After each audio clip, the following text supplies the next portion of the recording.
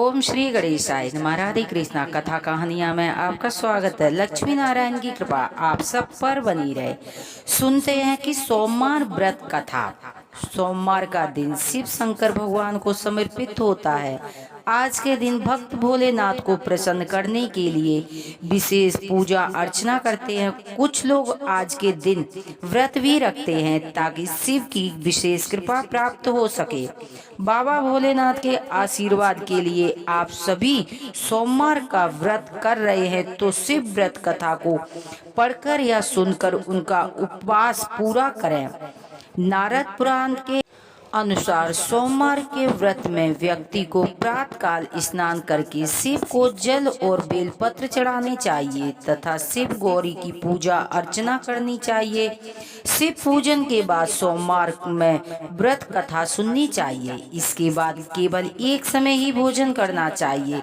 साधारण रूप से सोमवार का व्रत के दिन तीसरा तक होता है, मतलब शाम तक व्रत रखा जाता है। सोमवार के व्रत में 3 प्रकार का होता है। सोमवार का व्रत, सोम, प्रदोष और 16 सोमवार व्रत। इन सभी व्रतों के लिए एक ही विधि होती है। एक समय की बात है कि किसी नगर में एक साहूकार रहता था। उसके घर में धन की कोई कमी नहीं थी, लेकिन उसके कोई संतान नहीं थी। इस कारण वह बहुत दुखी था। पुत्र प्राप्ति के लिए वह प्रत्येक सोमवार को व्रत रखता था और पूरी श्रद्धा के साथ शिव मंदिर में जाकर भगवान शिव और पार्वती की पूजा किया करता था। उसकी भक्ति देखकर एक दिन मां पार्वती प्रसन्न हो गईं और भगवान शिव से साहूकार की मनोकामना पूर्ण करने का आग्रह किया।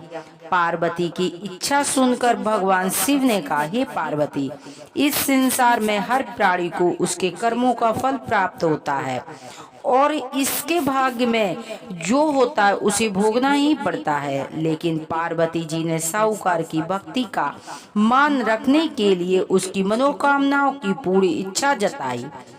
माता पार्वती के आग्रह करने पर शिव जी ने साहूकार को पुत्र प्राप्ति का वरदान दे दिया, लेकिन साथ ही ये कहा कि इस बालक की आयु 16 वर्ष की होगी। माता पार्वती भगवान शिव की बातचीत सुनकर साहूकार सुनता रहा। उसे तो न किसी की खुशी हुई और न ही गम हुआ। वह पहले की भांति पूजा व्रत करता रहा।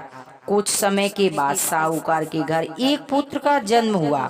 तब वह बालक 11 वर्ष का हुआ तो उसे काशी पढ़ने भेज दिया गया। साहूकार ने पुत्र के मामा को बुलवाकर और उसे बहुत सारा धन देकर कहा कि तुम इस बालक को काशी विद्या प्राप्त के लिए ले जाओ और मार्ग में यज्ञ करते जाना। जहाँ यज्ञ कराओ वहाँ ब्राह्मणों को भोजन व दक्षिणा भी देते जाना। दोनों मामा भांजे इस तरह यज्ञ कराते हुए और ब्राह्मणों को दान दक्षिणा देते हुए काशी की ओर चल पड़े। रात में रास्ते में एक नगर पड़ा, जहां नगर के राजा की कन्या का विवाह था। लेकिन जिस राजकुमार के साथ विवाह होने वाला था वह एक आंख से काना था। राजकुमार के पिता ने अपने पुत्र को काना होने की बात छुपाने के लिए एक चाल सोची। साहूकार के पुत्र को देखकर उसके मन में एक विचार आया। उसने सोचा कि न इस लड़के को दूल्हा बनाकर राजकुमारी का विवाह करा दूं। विवाह के बाद इसको धन देकर विदा कर दूंगा और राजकुमारी को अपने नगर ले जाऊंगा। लड़के को दूल्हा के वस्त्र पहनाकर राजकुमारी का विवाह करवा दिया गया।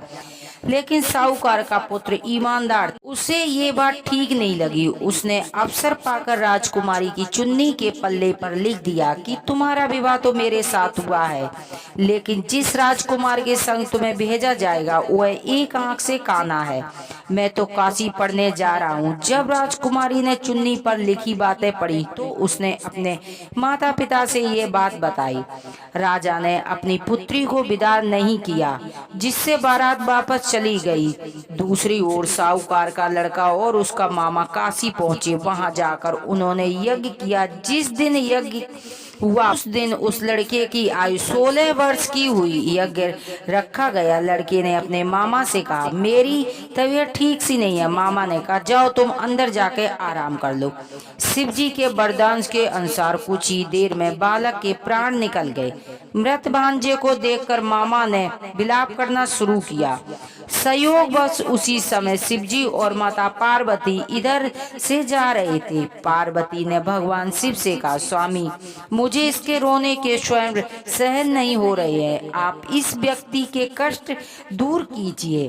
शिवजी मृत बालक के समीप गए, बोले कि ये तो उसी साहूकार का पुत्र है जिसे मैंने 16 वर्ष आयु का वरदान दिया था। अब इसकी आयु पूरी हो चुकी है। लेकिन मातृभाव से विभोर होकर माता पार्वती ने कहा कि हे महादेव, आप इस बालक को और आयु देने की कृपा करें, अन्यथा इसके वियोग में इसके माता पिता तड़फ तड़फ कर मर जाएंगे। माता पार्वती के आग्रह पर भगवान शिव ने उस लड़के को जीवित होने का वरदान दे दिया। शिव जी की कृपा से वह लड़का जीवित हो गया। शिक्षा समाप्त होने पर लड़का मामा के साथ अपने नगर की ओर चल दिया। दोनों चलते हुए उसी नगर में पहुंचे जहां उसका विवाह हुआ था। उस नगर में भी उन्होंने यज्ञ का आयोजन किया। उस लड़के के ससुर ने उन्हें पहचान लिया और महल में ले जाकर उनकी खातिरदारी की और अपनी पुत्री को उनके साथ विदा कर दिया। इधर साहूकार उसकी पत्नी भूखे प्यासे रहकर बेटे की प्रतीक्षा कर रही थी। उन्होंने प्रण रखा था कि यदि उन्हें अपने बेटे की मृत्यु का समाचार मिलेगा वह भी प्राण त्याग देंगे, परंतु अपने बेटे को जीवित होने का समाचार पाकर बेहद प्रसन्न हुए। उसी रात्र में शिव ने व्यापारी के स्वप्न में आकर कहा, हे सेठी, मैंने तेरे सोमवार व्रत करने की और कथा सुनने से प्रसन्न होकर तेरे पुत्र को लंबी आयु का वरदान दिया है। इसी प्रकार जो भी सोमवार का व्रत करता है, सुनता है और पढ़ता है, उसके सभी दुख दूर हो जाते हैं और समस्त मनोकामनाएं पूर्ण होती हैं। जैसे भोले बाबा ने उस सेठी पर प्रसन्न हुए थे, वैसे भोले बाबा हम सब की मनोकामनाएं पूरी करें। सुनते हैं आरती। ओम जय शिवी ओमकारा, भोले हरि शिवी ओमकारा, ब्रह्मा विष्णु सदा शिवे अर्धांगी धारा। ओम जय शिवी ओमकारा, एकानन चतुरानन पंचानन राजे, हंसासन गरुड़ासन विश्वाहन साजे। ओम जय शिवी ओमकारा, दो भुज चार चतुर्भुज 10 भुज अति सोहे, त्रिगुण रूप निरखिते त्रिभुजन जन मोहे। ओम जय शिवी ओमकारा, अच्छी माला वनमाला मुंडी माला धारी, त्रिपुरारी कंसारी कर माला धारी। ओम जय हरि हरि महादेव, श्वेतांबर पीतांबर बागांबर अंगे, सनिकादिक ब्रह्मादिक भूतादिक संगे। ओम जय हरि हरि महादेव, कर के मादिक मंडली चक्र त्रिशूलधारी, सुखकारी दुखिहारी जल जग पालनकारी। ओम जय शिवी ओमकारा, ब्रह्मा विष्णु सदा शिव जानती अविवेका, मधुकेट विदो मारे सूर्य वही निकरे। ओम जय शिवी ओमकारा, लक्ष्मी सवेत्री पार्वती संगा, पार्वती अर्धांगी लहरी शिव गंगा। ओम जय शिवी ओमकारा, पर्वत शोभे पार्वती शंकरी कैलासा, भांग धतूरक भोजन भस्मी में वासा। ओम जय हरि हरि महादेव, जटा में गंगा शोभे गल मुंडन माला, शेष नागल पटावते ओढ़त मृगशाला। ओम जय शिवी ओमकारा, काशी में विश्वनाथ विराजे नंदी ब्रह्मचारी, नित्य उठ दर्शन पावे महिमा अतिवारी। ओम जय शिवी ओमकारा, त्रिगुण स्वामी जी की आरती जो कोई नर गावे, स्वामी प्रेम सहित गावे, कहत शिवानंद स्वामी भजति हरि हरि स्वामी, मन वांछित फल पावे।